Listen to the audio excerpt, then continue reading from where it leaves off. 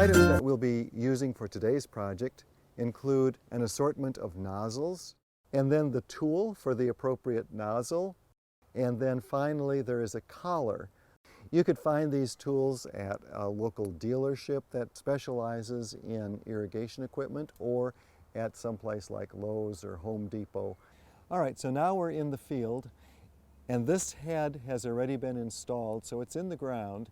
And what I need to do is to change the nozzle on it, because I did have the wrong size nozzle initially. It's probably a number 2 nozzle, and that wouldn't be big enough for a 360-degree radius, which is what we're using.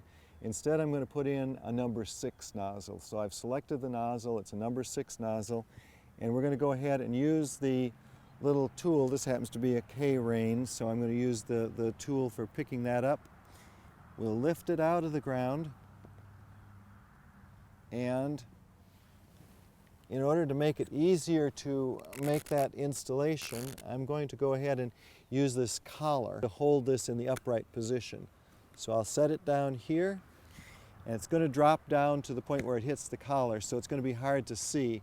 All right, so I'm going to unscrew the little set screw that's in there until it gets to the point where I can then remove the nozzle.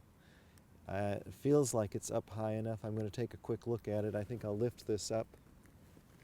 What we do is we grab the nozzle and then just kind of gently pull it out. So there's the old nozzle.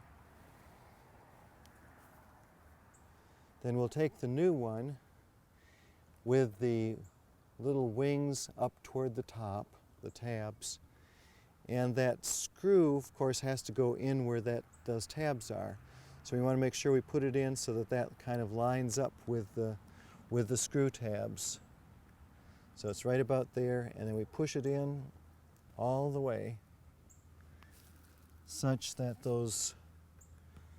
when we turn the screw in, it will hold that in place.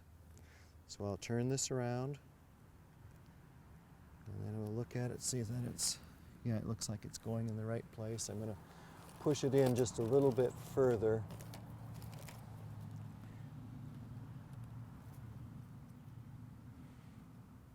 Okay, and then keep going.